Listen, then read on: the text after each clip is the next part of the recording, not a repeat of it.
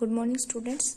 कल हमने कैलकुलेट किया था आइंस्टीन कोफिशिएंट। 3 प्रोसेस पढ़ी थी, अब्जॉर्प्शन, स्पॉन्टेनियस इमिशन और स्टिमुलेटेड इमिशन। तो उन तीनों प्रोसेस से हमारे पास कुछ कोफिशिएंट्स आए थे जिनको हमने आइंस्टीन कोफिशिएंट का नाम दिया था।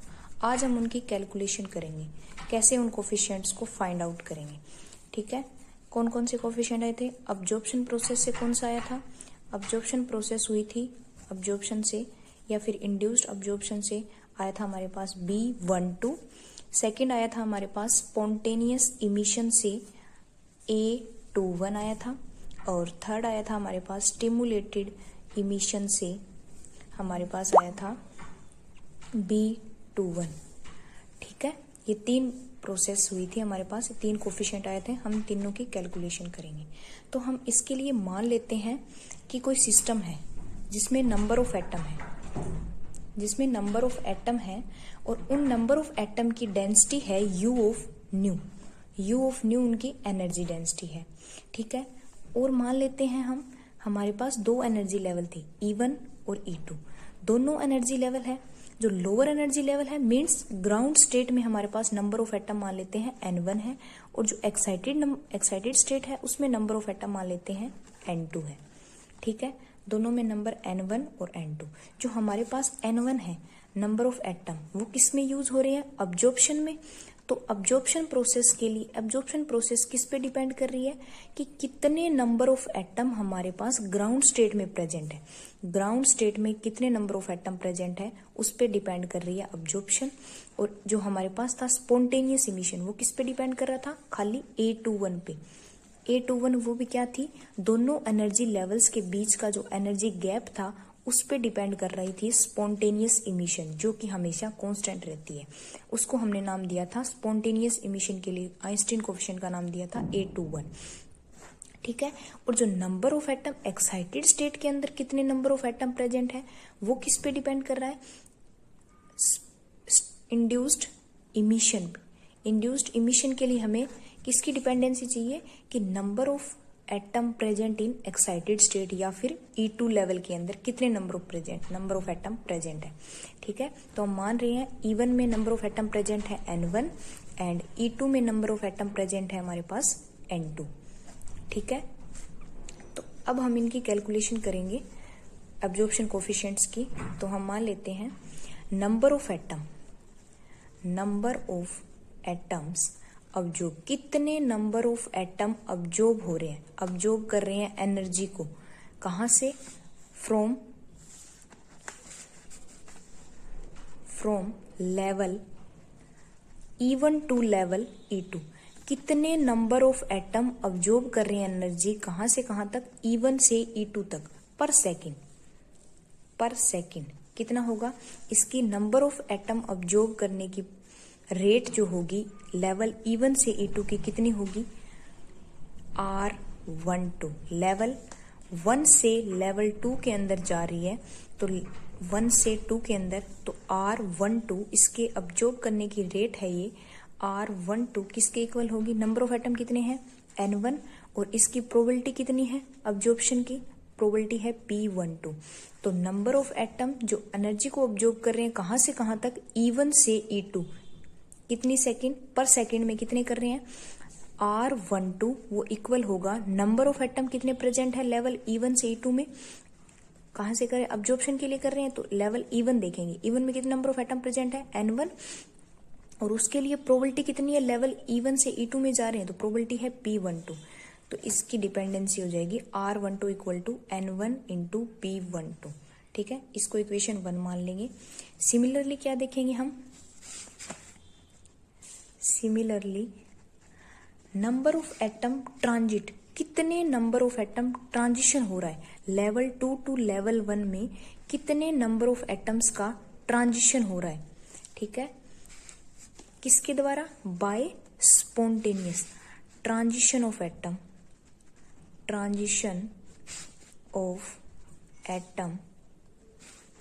Bye spontaneous emission.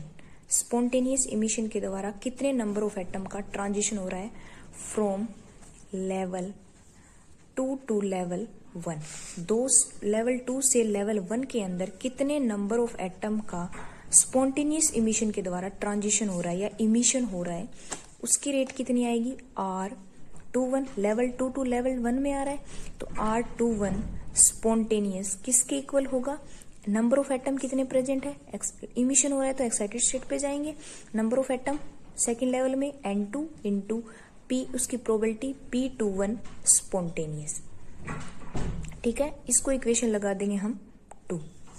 ठीक है, अब हमारे पास थर्ड प्रोसेस क्या बच गई, ये आ गई हमारे पास फर्स्ट प्रोसेस की, ये आ गई सेकंड प्रोसेस की। अब थर्ड प्रोसेस क्या बच गई, इंड्यूस्ड इमिशन। इंड्यूस्ड इमिशन के द्वारा हमारे पास कितने नंबर ऑफ एटम है, इंड्यूस्ड इमिशन में कितने नंबर ऑफ एटम ट्रांजिट हो रहे हैं लेवल 2 से लेवल 1 के अंदर, उसकी रेट क्या होगी। सिमिलरली स्पॉन्टेनियस इमिशन की तरह R21 इंड्यूस्ड किसके इक्वल आएगा, N2 इंटू P21 इंड्यूस्ड, इसके इक्वल आ जाएगा। ठीक है, तो R21 ये इंड्यूस्ड इमिशन की इक्वेशन हो गई, इसको इक्वेशन लगा देंगे हम थर्ड। अब हमारे पास 3 इक्वेशन आ गई, इक्वेशन फर्स्ट, सेकंड और थर्ड। अब तीनों इक्वेशंस की वैल्यू में P12 की वैल्यू हमें पता है, P21 की वैल्यू कल हमने फाइंड आउट की थी, P21 की वैल्यू भी हमने इंड्यूस्ड के लिए भी हमने फाइंड आउट की थी। ठीक है,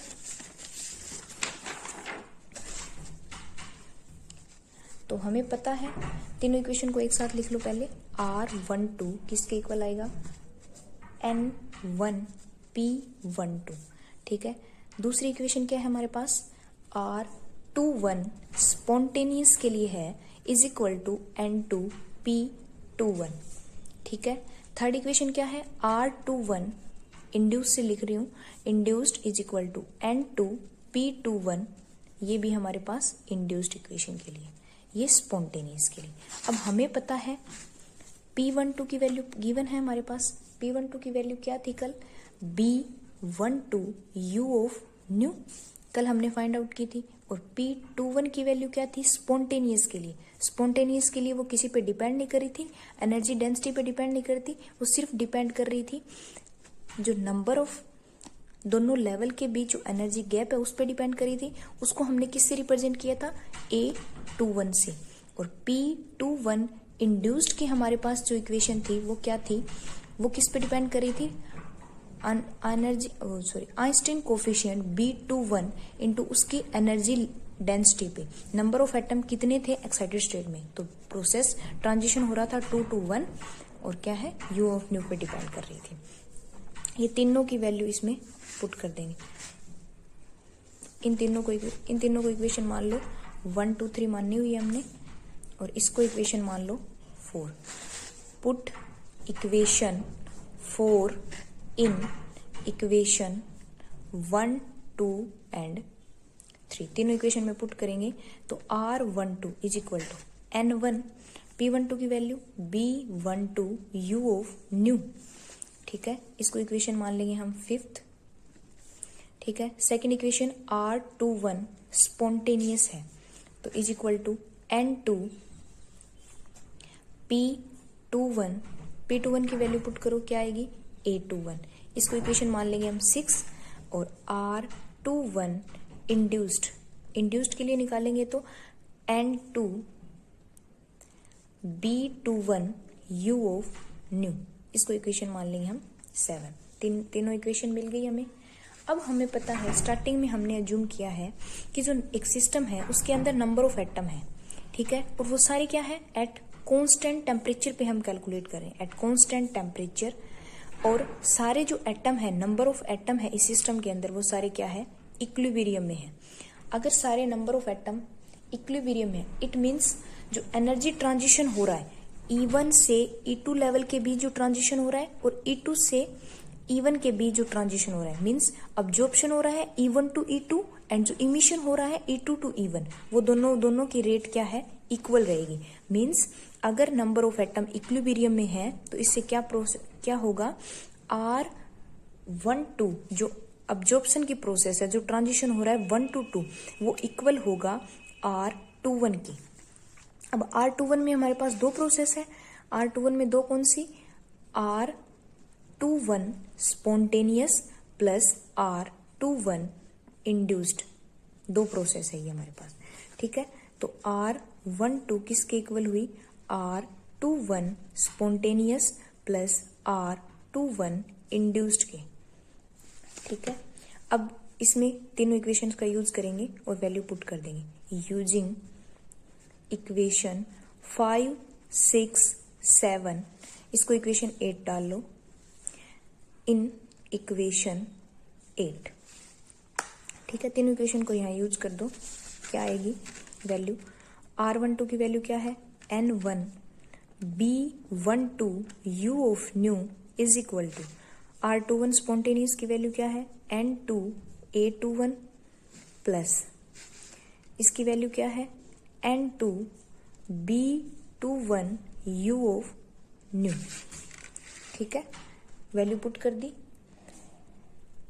अब U ऑफ न्यू वाली टर्म को एक साइड कर लेंगे, N1 B12 U of nu minus N2 B21 U of nu is equal to N2 A21। ठीक है, U ऑफ न्यू कॉमन आ रहा है दोनों टर्म में से, तो N1 B12 minus N2 B21 U of new हमने क्या ले लिया, कॉमन ले लिया, तो इज इक्वल टू क्या आ जाएगा, N2 A21। ठीक है, ये आ गया हमारे पास। अब इसमें से U ऑफ न्यू हमने कॉमन लिया हुआ है और हम कॉमन क्या ले लेंगे, N2 B21 को और कॉमन ले लो, क्या बनेगा हमारे पास अंदर, N1 B12 divide by N2 B21, ये कॉमन लिया तो इसके डिवाइड में आ जाएगा, माइनस का 1 is equal to N2 A21, ये चलता रहेगा। अब दोनों तरफ N2 से N2 कैंसिल कर देंगे, U ऑफ न्यू की क्या वैल्यू आएगी, A21 डिवाइड बाय, ये इस साइड चला जाएगा, B21 A21 divide by B21। अब इसके डिवाइड में क्या वैल्यू आएगी, ये टर्म पूरी इस साइड जाएगी, N1 bye N2 B12 divide by B21 minus का 1, ये पूरा इसके डिवाइड में आ जाएगा और ये आ जाएगी हमारे पास U ऑफ न्यू की वैल्यू, इसको दे देंगे इक्वेशन 9। ठीक है, यहां से हमने क्या कैलकुलेट किया, R12 R21 R21 induced spontaneous और इंड्यूस्ड दोनों के लिए वैल्यू निकाली और इनमें हमें P12 P21 इन सब की वैल्यू पुट गिवन थी, कल हमने फाइंड आउट की थी, ये सारी वैल्यू इसके अंदर पुट कर दी और हमने देखा कि जो नंबर ऑफ एटम है वो सारे इक्विलिब्रियम में है। इक्विलिब्रियम में जो ट्रांजिशन लेवल 1 से 2 में हो रही है वही ट्रांजिशन उसकी रेट के इक्वल पर सेकंड उतनी ही ट्रांजिशन लेवल 2 से लेवल 1 में जाएगी। तो R12 इक्वल हो जाएगा R21 spontaneous plus R21 induced के। ठीक है, सारी इक्वेशन इसमें पुट कर देंगे, U ऑफ न्यू कॉमन लेंगे और N2 B21, क्योंकि इस साइड N2 है, N2 से N2 कैंसिल करने के लिए ये वाली टर्म भी कॉमन ले लेंगे, तो U ऑफ न्यू की वैल्यू हमारे पास यहाँ आ गई इक्वेशन 9 से। ठीक है, अब हम क्या करेंगे, U ऑफ न्यू की वैल्यू आ गई, बट हमें पता है according to Maxwell equation, according to, आपने EMT में जरूर पढ़ा होगा, अकॉर्डिंग टू मैक्सवेल इक्वेशन क्या होता है, N1 इज डार्कली प्रोपोर्शनल होता है E की power minus E1 upon KT। Number of atom किसके डार्कली प्रोपोर्शनल होते हैं, ये मैक्सवेल बोल्ट्जमैन इक्वेशन में वहां आपने पढ़ी होगी। N1 डार्कली प्रोपोर्शनल होता है E1 अपॉन KT। N2 किसके डार्कली प्रोपोर्शनल होता है, जो E2 लेवल के अंदर जो कितने नंबर ऑफ एटम है। ठीक है, दोनों को डिवाइड कर दो, क्योंकि हमें N1 बाई N2 की वैल्यू चाहिए, N1 बाई N2 की वैल्यू चाहिए, उसके लिए N1 बाई N2 करोगे तो क्या आएगा, E की power minus E1 upon KT divide by E की power minus E2 upon KT। ठीक है, तो यहां से क्या आएगी, E की पावर E2 ऊपर जाएगा, E2 minus E1 divide by KT। ठीक है, अब हमें पता है, कल से हम पढ़ रहे हैं कि दो एनर्जी लेवल है E1 और E2, और जो H न्यू हम फोटोन दे रहे थे, तो E2 माइनस E1 किसके इक्वल आ रहा था, हमारा H न्यू के इक्वल आ रहा था। तो E2 माइनस E1 की जगह क्या पुट कर देंगे, H new. N1 by N2 की वैल्यू यहाँ से क्या आई, E की power H nu upon KT। ठीक है, H new N1 by N2 की वैल्यू हमारे पास क्या आ गई, E की power H nu upon KT। ठीक है, ये वैल्यू आ गई। अब ये इसको कोई इक्वेशन दे दो या फिर सीधा ही लिख दो, पुट N1/N2 इन इक्वेशन, कौन सी इक्वेशन आई थी हमारे पास, U ऑफ न्यू वाली 9 इक्वेशन 9 के अंदर पुट कर दो। क्या इक्वेशन आई है, U of nu is equal to, क्या इक्वेशन आई है, A21 divide by B21 divide by N1/N2 B12 divide by B21 minus का 1। तो U ऑफ न्यू की हमारे पास क्या value I, A21 divide by B21 divide by N1/N2 की value e की power h nu upon KT, क्या value है, B12 divide by B21 minus का 1। ये वैल्यू आ गई, ये वैल्यू, इसको इक्वेशन दे दो कोई, इक्वेशन 10 आ गई हमारे पास। ठीक है, अब हम एक फॉर्मूला पढ़ा है हमने, Planck radiation, from the formula of Planck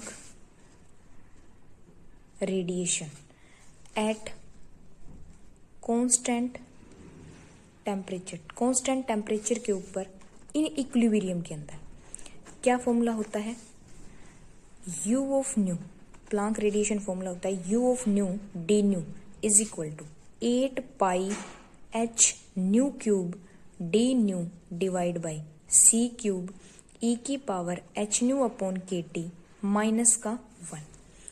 ठीक है, ये प्लांक रेडिएशन फॉर्मूला है at constant temperature and equilibrium के अंदर। ठीक है, अब U of nu d nu की वैल्यू, इससे इसको कंपेयर करेंगे। ठीक है, इसको इक्वेशन डाल लो कोई, इक्वेशन 11, तो लिखो आगे, कंपेयरिंग इक्वेशन 10 एंड 11, 10 और 11 को कंपेयर करेंगे तो क्या आएगी हमारे पास, U ऑफ न्यू है, डी न्यू से डी न्यू कैंसिल हो रहा है। ठीक है, कंपेयर करने के बाद e की power h nu upon KT, ये टर्म आ रही है हमारे पास, और A21 बाई B21 की जगह क्या आ रहा है, ये टर्म आ रही है, A21 डिवाइड बाई B21 की जगह तो हमारे पास क्या आ रहा है, 8 pi h nu cube upon c cube आ रहा है, और e की power h nu upon KT as it is है। इसके कोफिशिएंट में यहाँ पे क्या है, 1, तो B12 डिवाइड बाई B21 की वैल्यू यहाँ से क्या आ गई, 1 माइनस 1 है ये हमारे पास। ठीक है, B12 दोनों की वैल्यू आ गई, इन दोनों इक्वेशन को कंपेयर किया तो A21 डी न्यू से तो डी न्यू कैंसिल हो गया। ठीक है, A21 डिवाइड बाई B21 की वैल्यू ये आ गई हमारे पास इतनी, और e की power h nu upon KT dot into में इसके 1 मान लेते हैं, तो B12 डिवाइड बाई B21 की वैल्यू हमारे पास क्या आ गई, 1 आ गई। तो B12 जो आइंस्टीन कोफिशिएंट है अब्जॉर्प्शन के लिए और आइंस्टीन कोफिशिएंट है इंड्यूस्ड इमिशन के लिए, दोनों क्या आ गए, इक्वल आ गए, और A21 और B21 की वैल्यू हमारे पास क्या आ गई, ये आ गई। तो अब B21 को यहाँ से क्या वैल्यू आएगी, A21 is equal to 8 pi h nu cube upon c cube into B21, यहाँ से, या फिर B21 की वैल्यू भी निकाल सकते हो, B21 और B12 दोनों इक्वल है, तो दोनों की वैल्यू क्या आ जाएगी हमारे पास, c cube upon 8 pi h nu cube, ये वैल्यू आ जाएगी हमारे पास इंटू में A21, ये आ गई हमारे पास B21 या B12 की वैल्यू। ठीक है, अब हम क्या कर रहे हैं, नाउ अब हम जो प्रोबेबिलिटी है इंड्यूस्ड और स्पॉन्टेनियस ट्रांजिशन के लिए, इंड्यूस्ड और स्पॉन्टेनियस ट्रांजिशन के लिए जो प्रोबेबिलिटी है उनको कंपेयर करेंगे। अब हमें क्या पता है, P21 जो स्पॉन्टेनियस के लिए प्रोबेबिलिटी होती है वो किसके इक्वल होती है, A21 के। ठीक है, और जो P21 इंड्यूस्ड के लिए, दोनों इमिशन की प्रोबेबिलिटी को हम कंपेयर कर रहे हैं इंड्यूस्ड इमिशन के लिए। ठीक है, तो P21 इंड्यूस्ड के लिए क्या प्रोबेबिलिटी होती है, B21 U ऑफ न्यू, इन दोनों को कंपेयर कर रहे हैं, यहाँ से एक वैल्यू निकलेगी, तो दोनों का रेशियो ले लेते हैं, P21 spontaneous divide by P21 induced, क्या आएगी value, A21 divide by B21 U of new, तो A21 divide by B21 divide bye U of new, ये वैल्यू आ गई। अब u ऑफ न्यू की वैल्यू हमारे पास पता है हमें, तो u ऑफ न्यू की वैल्यू पुट कर दो, इसको इक्वेशन 12 दे दो। Put the value of u of new in equation 12 में पुट करोगे, क्या वैल्यू आएगी, P21 spontaneous divide by P21 induced is equal to A21 divide by B21। इसकी वैल्यू पुट करो, A21 divide u of nu की value क्या है, A21 divide by B21 divide by into में क्या है इसके, ये डिवाइड में है जो इसके इनटू में चला जाएगा, e की power h nu upon KT B12 divide by B21 minus का 1। इससे ये कैंसिल, तो इसकी वैल्यू क्या फाइंड आउट क्या मिली हमें, e की power h nu upon KT dot B12 divide by B21 minus 1। ये वैल्यू आ गई हमारे पास P21 स्पॉन्टेनियस के लिए प्रोबेबिलिटी और इंड्यूस्ड की प्रोबेबिलिटी का रेशियो आ गया। तो P21 spontaneous divide by P21 induced, दोनों की वैल्यू क्या आई हमारे पास, ये वैल्यू आ गई e की power h nu upon KT B12 divide by B21 minus का 1। ठीक है, अब B21 डिवाइड बाय B12, अब हमने पीछे फाइंड आउट किया है कि जो दोनों ये वैल्यू होगी B12 और B21, ये क्या है, एक दूसरे के इक्वल है, तो इनको हम इक्वल रख सकते हैं, तो मतलब इसकी वैल्यू ये दोनों कट जाएंगे आपस में, तो क्या आ जाएगी, P21 spontaneous divide by P21 induced, इसकी वैल्यू क्या आ जाएगी, e की power h nu upon KT minus 1। ये वैल्यू आ गई हमारे पास। ठीक है, अब हमारे पास यहाँ से क्या है, दो केस बन रहे हैं। फर्स्ट केस कौन सा, अगर h न्यू की वैल्यू हम वेरी वेरी ग्रेटर दें, ये वैल्यू आई है हमारे पास, इसको इक्वेशन दे देना कोई 13। अगर h न्यू की फ्रॉम इक्वेशन 13 से हम देख रहे हैं कि अगर h न्यू की value very very greater than हो जाए KT से, तो क्या होगी, KT से ग्रेटर, तो ये वैल्यू पॉजिटिव में आएगी, इट मीन्स P21 जो स्पॉन्टेनियस की वैल्यू होगी वो वेरी वेरी ग्रेटर देन होगी P21 इंड्यूस्ड। ठीक है, मतलब जो स्पॉन्टेनियस जो प्रोसेस हो रहा है, स्पॉन्टेनियस जो इमिशन हो रहा है, अपने आप से जो इमिशन हो रहा है, उसकी प्रोबेबिलिटी ज्यादा हो जाएगी, हम जो करवा रहे हैं इंड्यूस्ड इमिशन हो रहा है उससे ज्यादा। बट हमें ये लेजर की कंडीशन के लिए नहीं चाहिए, क्योंकि हम नहीं चाहते कि कोई एटम को हम एक्साइटेड स्टेट में भेजें और वो अपने आप से वापस इमिट होके स्पॉन्टेनियस प्रोसेस द्वारा वापस ग्राउंड स्टेट में आ जाए। ये लेजर एक्शन के लिए जरूरी नहीं होता, स्पॉन्टेनियस प्रोसेस हमें नीड नहीं है स्पॉन्टेनियस इमिशन की लेजर एक्शन के लिए। तो हम क्या करेंगे, सेकंड केस में फिर क्या देखेंगे, अगर h न्यू की value very very less than हो जाए KT से, तो क्या होगा, P21 spontaneous very very less than हो जाएगा P21 इंड्यूस्ड से लेस देन हो जाएगा, मतलब P21 किसकी प्रोबेबिलिटी, इंड्यूस्ड इमिशन की प्रोबेबिलिटी ज्यादा हो जाएगी स्पॉन्टेनियस, जो हमें मोस्ट नेसेसरी कंडीशन है लेजर एक्शन के लिए। ये हमें लेजर एक्शन के लिए नेसेसरी कंडीशन होती है कि P21 इंड्यूस्ड इमिशन हमें चाहिए होता है, किसकी बजाय, P21 प्रोबेबिलिटी स्पॉन्टेनियस इमिशन की बजाय। स्पॉन्टेनियस इमिशन नहीं चाहिए तो हमें ये कंडीशन लेजर एक्शन के लिए सेटिस्फाई करवानी होती है, इंड्यूस्ड इमिशन। अब इंड्यूस्ड इमिशन होता कैसे है कि कल जो मैंने बताया था लेवल, यहाँ से क्या है, एक्साइटेड स्टेट में जब फोटोन होता है, कोई एटम होता है, तो एक्साइटेड स्टेट में एक अनदर फोटोन के साथ वो इंटरेक्शन कर लेता है और फिर वो स्टेट में ग्राउंड स्टेट में आता है, तो बीच में एक स्टेट में और रुकता है जिसको बोलते हैं मेटास्टेबल स्टेट। ठीक है, वो चीज हम कल पढ़ेंगे नेक्स्ट लेक्चर में। ठीक है, तो ये आपका मैथमेटिकल डेरिवेशन है। तीनों कोफिशिएंट्स की वैल्यू आ गई हमारे पास, B12 और B21 हमारे पास इक्वल मिल गए, दोनों की वैल्यू, इनकी वैल्यू 1 आई थी हमारे पास, दोनों इक्वल आए थे। और क्या मिली हमें, और A21 की वैल्यू हमें मिल गई और B21 की वैल्यू भी हमें, सबकी वैल्यू हमने फाइंड आउट कर ली और कंडीशंस देख ली कि कौन सी कंडीशन लेजर एक्शन के लिए हमें नेसेसरी है। जब P21 प्रोबेबिलिटी होगी स्पॉन्टेनियस इमिशन की ज्यादा होगी, वो हमें लेजर एक्शन के लिए नहीं चाहिए, और जो प्रोबेबिलिटी इंड्यूस्ड इमिशन की प्रोबेबिलिटी जिस केस में ज्यादा होगी वो हमें लेजर एक्शन के लिए रिक्वायर्ड होती है। ठीक है, बाकी पढ़ेंगे नेक्स्ट लेक्चर में। Thank you everyone.